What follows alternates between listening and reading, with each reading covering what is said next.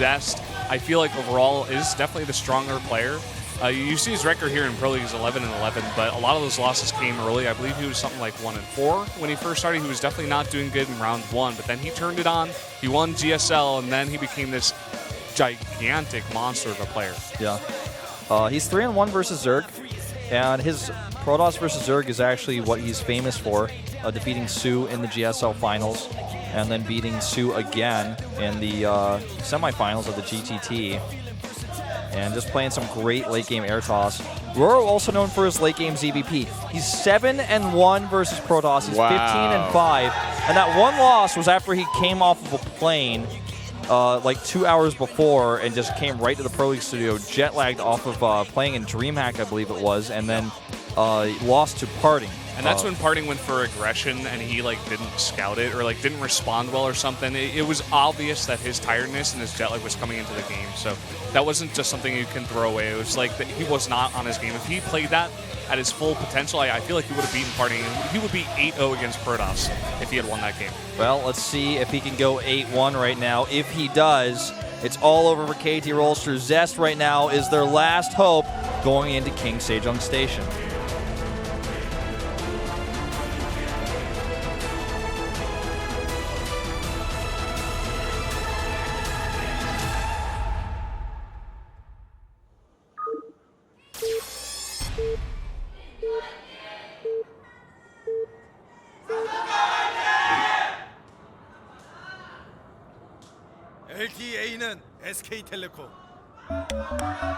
Up here in the top left in the red for KT Rolster, the Protoss player, it is Zest. The King Slayer, as they call him in Korea.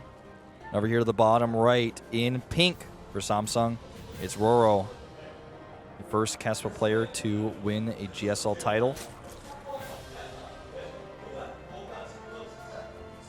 And what's Omyo? I don't know. That's the crux I of it. like knew everything except that one word, and I'm like, oh, that's like the whole thing. He's been doing that all day, but I don't know what it is. Like, I'm gonna look it up. Something's been going on all day, basically. So in here, Heart of the Swarm. I almost said Heroes of the Storm. Heart of the Swarm. RorO is up 2-0. So that is something to take into account. RorO also having a big chunk of the wins on Sejong Station, as you guys can see down there. 6-1. It's really impressive. Great map for Zerg, as I always thought. By the way, if you look at this, it means that he's played like 6 out of 8 of his, or I guess 7 out of 8 now of his games on this map. Like only once did he not play on this map. We love this versus map. Protoss. And we're seeing a Forge Fast expand.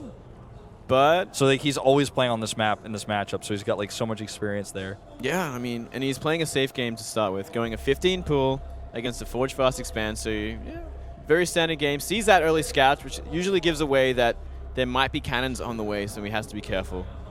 By the way, that word means, according to Turn My Dictionary, profound and mysterious. So everything today has been, everything since the morning up until now has been profound and mysterious, it says. Interesting. The other word he used was astral, like astral, like space-like. I don't know. Yeah, he must be looking at his horoscopes. All right, look at this. Zest is either going to fake this or he's still going to go through with it. It's definitely a fake, I think. He's putting it down, but I mean, he's saving up for 400. Will he make that Nexus? Yeah. There it is. There it is. And he sees it, so RorO doesn't really have to react to this too much. He's just going to like start mining the castle. Just keeping it safe, bringing down 2 drones, but not a big deal at all. And from here, I'm sure we'll go see a third base pretty quickly from RorO into that macro game that he's so good at. I think this could be one of our longer games here. I think so for sure. I think we could definitely see Swarm Hosts. Swarm Hosts, Stargates. I definitely wouldn't be surprised because a lot of the times that we saw Protoss winning on this map was a lot of timings against Zerg, but if it goes late, Zerg player definitely likes to be secure with the Swarm Host on this map. But we've seen RorO specifically do that a lot himself. Yeah. I don't think we're going to see Zest go for a timing here. I'd even rather him go not for a timing here. Yeah, I actually want to see a nice big macro game, to be honest. That's what I'm feeling like. I want to see him go for a timing because I don't think he can beat RorO in a late game on this map. Yeah. No, well, I mean, he can, but like I think that's probably not like the most optimal way. Like, if I were him, I would go for a timing, is basically what I'm trying to say. Because I mean, be like, if you know you what? look at the amount of times that Protoss has won on this map when they do timings and how decently successful it is, and I would have to agree, yeah. I'm just saying for like my own enjoyment, I'm like, I want to see these guys do a macro game on this game. Well, watching like RorO do like late game is like a work of art. That's how good he is at it, especially against Protoss. So Zest is the same way with late game too. Yeah, I just feel like that's fair too. Zest is very good as a Protoss player and against Zerg. His Stargate style though is not as good against somebody who plays like RorO plays, in my opinion, and also it's not as good on this map. So we'll see if he can make it work, and that's going to be exciting. I mean, obviously he's already started to Stargate now. Doesn't mean he still doesn't hit a timing, but he could definitely just play his normal style, harass a little bit here, maybe even do an Oracle expand, take that third base. There's a Zergling over there waiting to find out if that's what he's up to. Yeah.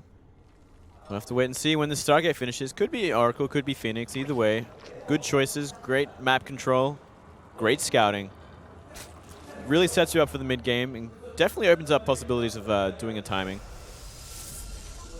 We do see a lot of sort of like empty third base timing attacks. Yeah. No probing on the third nexus and kind of just going for like blink stalkers or gateway timings or immortal timings. We see the +1 coming up here. Did he chrono that? I actually was looking at Moonglade's monitor for a moment. I don't think he chronoed that, but no. It is on the way. And if he adds a bunch of gates here soon, could go for some aggression at the third base with Phoenixes and Zealots, but yeah, it's pretty strong on this map. We've seen it a lot. Yeah, I mean, +1 plus Phoenixes is equals a lot of great harassment. If you can get a good pylon up on the map, you get Zealots out, you can do a lot of damage to a third base, especially if the Zerg skimps out on going any sort of early Roach Warren. That can definitely spell disaster. We saw the Observer just put in a little box around that one pylon where he would probably put down the gates, and look at that, 2 coming up. Does he add some more? This other Overlord is getting dangerously close to scouting, and he immediately turns in the right direction here. Very, very nicely done by RorO on the scouting. Even seeing 2 is definitely enough. Like, yep. Even if there were 3 going up, because I thought there were, but there was only 2 going up. But of course, he does know the Forge is upgrading as well, so I feel like he's definitely aware of what's happening. He knows he has to be careful at the very least. 5 Overlords on the way because he lost a few of those and wants to make sure he has that supply available to him. Starts his Evo chambers as well.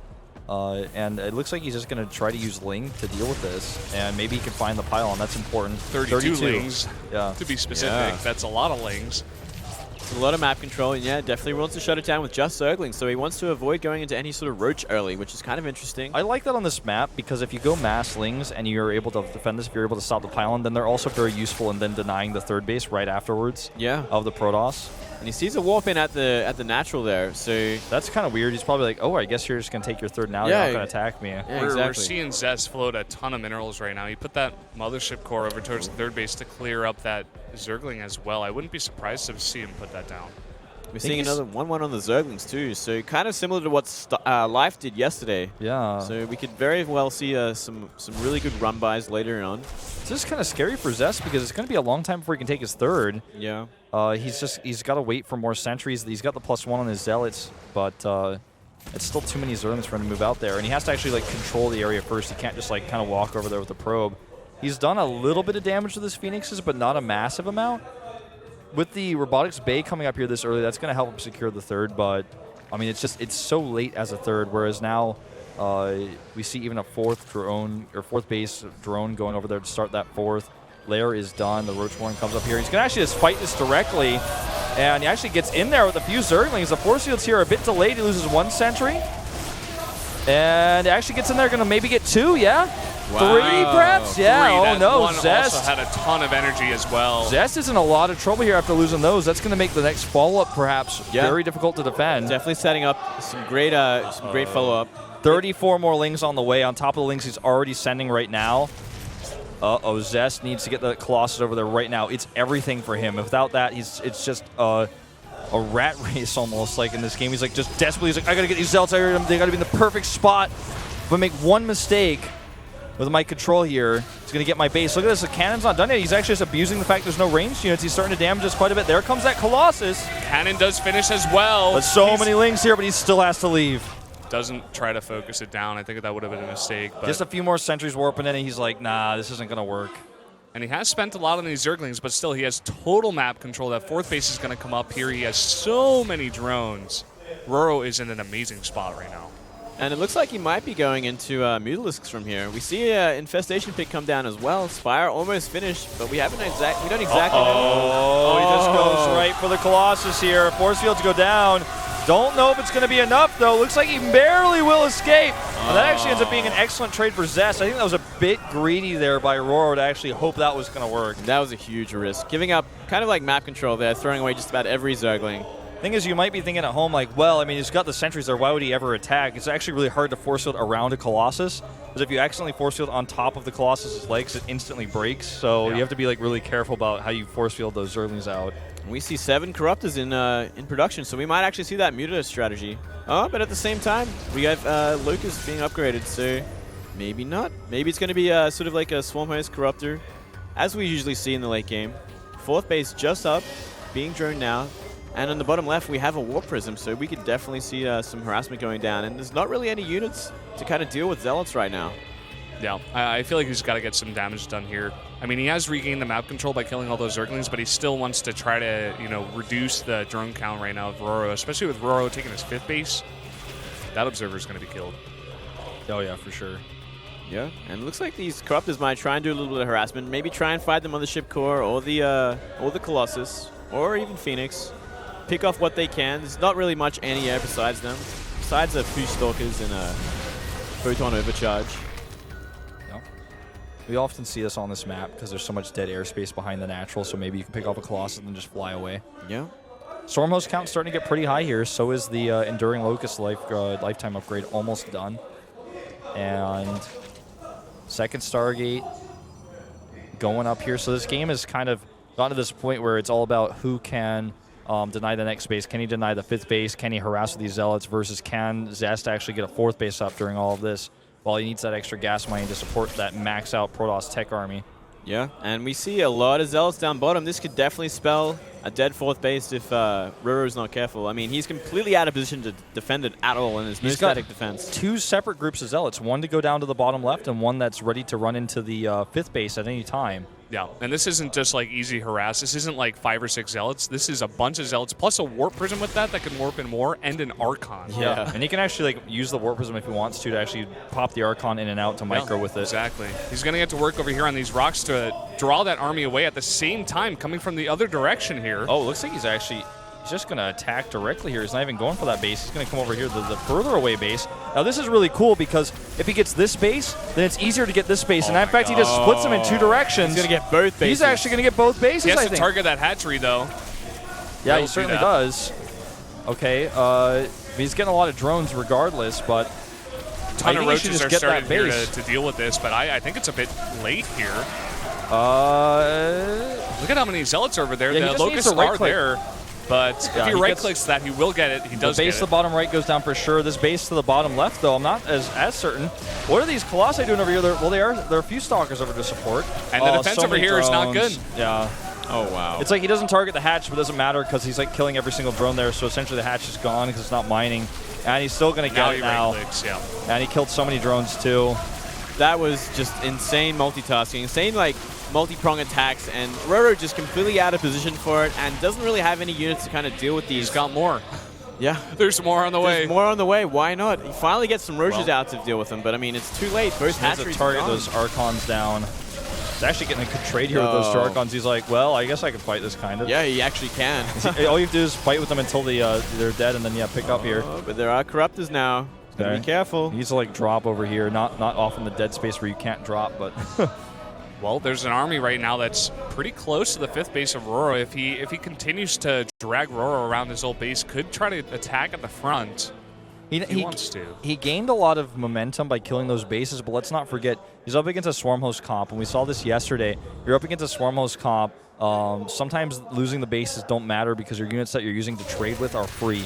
So it hurts to lose the bases. You can't build that bank, but doesn't necessarily mean that, like, oh, well, Zest is going to win the game now because he has so much more money. It's not always the case. Yep, that's very, very true. And these Corruptors on the Warp Prism hunts, and they may just be able to get it here. Oh! 1 health left. Oh, It survives. God. But we still have a lot of Zealots and Archons kind of positioned near the 4th base. We could definitely see something happen, but looks like Zerglings are going to try and clean this up. I love that RorO's not afraid to make roaches in the mid to late game here. Oh, well, he has to make something against these Zealots because Zerglings just aren't sufficing. Zerglings aren't sufficing. He's like just not going to make spines either. He's like, no, I'm just going to make roaches. I actually think this is like pretty smart. We don't see many Zergs doing this. We saw Life, for example, not really make too many roaches yesterday. Yeah. He just relied on spines alone, but if you make enough roaches, things can work out. I think a few spines is kind of very useful just to slow down the roaches, slow down the Zealots so your roaches can get there. Because if you don't have any sort of thing to like attract the Zealots, they're just going to start auto-attacking drones, and from there you're going to lose them all. But yeah, kind of skimping out on them. 1 spine crawler at the 3rd base, nothing at the 4th base. 5th base, we got 5 spine crawlers. So he's set up there, set up shop there. Well, let's look at everything he's got going on now here. Pathogen glands, 3 upgrades. Burrow almost done. Adrenal glands. Yeah, this is actually very interesting. Going into the 3/3 of melee instead of any sort of ranged. So it maybe want to switch up later with Ultralisks or something. But I mean, the composition. Always got to be wary of switching out of yeah. You would be scared of switching out of Swarmos into the Ultralisk because they have double Robo most of the time, so it's really easy to switch into double Robo Immortals. It really have to be like in a surprise, if anything. I mean, there are Void Rays too, which are going to do amazing work against Ultras. But I mean, it gives the Zerglings a lot more utility and a lot more ability to fight against Zealots, especially. And he will have the Infestors to support too. Needs to make sure that those connect here because he's got a lot of High Templars there at the back to help out. All right, rocks are down. It looks like he's really considering taking a frontal engagement here. There's a big group of units to the left side as well that Zest could use at any moment to counterattack the bottom left base. Those are the units I'm talking about right here. Actually, looks like he wants to go to the 5th. A lot of spines, and those Zerglings almost with 3/3. Okay, brings both armies groups together, yeah. Yeah, there are those spines, a lot of them, but still so many Void Rays here. The Fungals, that one Infestor not doing much. Storm's going down on a lot of those Zerglings. A good fight here for Zest. Now he's pressuring at this 5th hatchery. Does go down. Yeah, I mean, he fungled mostly Zealots, which is, it helps you because the Zealots are melee units and they can't move, but he didn't hit those expensive units there at the back. And so they did the real damage here. So Zest loses a lot, but he's got a great bank to work off of. 2 Archons and 6 Zealots warped in right here. And with all of these, he can just continue to the harassment. That 1 hit point Warp Prism just sticking around. 2 more Stargates plus a Fleet Beacon. He's readying because he knows that another possible transition is going to be in those Broodlords. So he's going to be able to make Tempest. He can also get +2 now for his air weapons. He already has the +1. He's getting shields as well. Yeah, I mean, 4 Stargates, he could really go into some really heavy air toss. Maybe mass Void Rays with some Tempest, maybe, I don't know. Plus, consider that there's always the threat of maybe a Mutalisk switch. So he's got that covered as well. That's very true. Very, very true. He's got all his bases covered at this point. Getting rid of that 5th base did so much damage. Really put him in a great position. And he's getting his own now in the middle, so he's going to position up really nicely to split the map in half. Well, we've got those Archons and Zealots now swinging around over here, but it looks like RorO has scouted them, is getting into position. But can he defend 2 fronts at once? That's the question here. Still moved most of an army over here, and he will be able to defend it, it looks like, with the Locust. And he's going to immediately move most of his army back here because he knows this is what Zest has been doing all game long. And he's trying to get in position here. A decent fungal onto 3 Stalkers, but he's going to have to get better ones than that. He needs Vipers with this army, and there they go. There's the yank on that first Void Ray. Second Void Ray goes down as well. This is what he needs. Fungal growths here are good as well, and the Locusts now join up. Needs a few more Fungals. Needs to get those Infestors away from that Storm. These Infestors are everything right now. This is exactly what Zest knows. Zest's like, okay, you have slow Locusts and slow Corruptors. You can never be 2 places at once. If you just send your fast Zerglings over, they're never going to be enough to deal with my Colossi and my Void Rays. 4 Tempest started there and then canceled. I saw that on the production tab for a second. I think he's like, wait a minute, no, I don't need these yet. Not yet. Still no Great Aspire on the map. This is going to do a massive amount of damage to these drones. Even the Stalkers on the high ground here. He's just right-clicking, targeting on those drones. Oh, wow. So much damage. 19 kills on that Archon. 51 drones right now. It's not enough to saturate 5 bases. I mean, the main is pretty much mined out by now, and maybe even the natural, but still. Going to need a bit more than that. Really get harassed by Zest so far. Mothership is on the way. Yeah, I mean, these roaches are going to get cleaned up too, so he's going to have to reinforce even more, and the fight continues. More Zealots coming in also, so he's still under siege in this base. And the big thing about this is that whenever Zest goes for a big attack, he takes another base. He's got that 5th base up and running now. He's taking both gases right now as well. He's in a really good position on the map in terms of map control and in army supply as well. He's He may even be able to take down that third base or fourth base rather, and he's going to attack at the fifth base at the same time. Yeah, this base is definitely dead. There's just way too much damage output. It's like one volley of all the Protoss lasers is going to kill it. Oh yeah, Zest has grasped complete control over this game. So much control. I can't see him losing this one. Like, there's no scenario in which I imagine him losing this game because he has every tech setup. He's got double robo. He has 4 Stargates, Mothership, Tempest, Archons, a massive amount of Void Rays. If he loses his whole army to Fungals, maybe that's the way. Maybe that's the one way that his army is defeated, but he's got such a bank still. Storm's going down here, not the most effective ones, and now he's starting to get some good hits on these Colossi. This is the engagement he needs with those Fungals. Can he lock down the Archons as well? Corruptor's getting stormed here, but he still is able to almost pick off that Colossus. Yeah, I mean, it does so much work, gets rid of the core of that army, but at the same time, he loses his 4th base. And he's lost his 5th base. His economy is in shambles. He's got one no mining bank. base. Yeah, he's got no bank at all. And he really needs to start building some Roaches, maybe even some Hydras to help deal with this constant waves of Zealots and Archons. Because Zealots alone aren't doing enough. Yeah, they're certainly not. 3 more Tempests on the way. And I don't know, like, how many Tempests does he have in total now? Can you check for me? He's going to have 5 after these 3 pop out. That's a lot of money. That's pretty expensive. Yeah, but it's a lot of damage too. And behind a Mothership, it's so hard to deal with. Yeah, that's the issue here. Because even if he has enough Corruptors to fight them straight up, they're never going to be able to fight them straight up. Especially when they're all low like this. They're all so low on hit points. You guys can't see the hit points like Moonglade and I can, but they're like pretty low. Oh yeah, they're all taking so much damage. Zest right now is just making his giant death ball that much stronger. He's done so much damage economically here, and he knows he's got a great economy behind this. He can afford 4 Tempests at a time and still have Templars, Archons, and Colossi in his army composition here, as well as that Mothership. Tempest that will, by the way, have +3 attack when that upgrade finishes that started here. They're going to do so much damage to any massive units in the air. And Archons here target this base while the Zealot zone. Meanwhile, in the middle of the map, the Locusts are starting to kill probes, but he's got no money left. He's got no economy. He's got 35 drones, and not a single one is mining minerals as far as I can tell. It looks like one is like long-distance mining.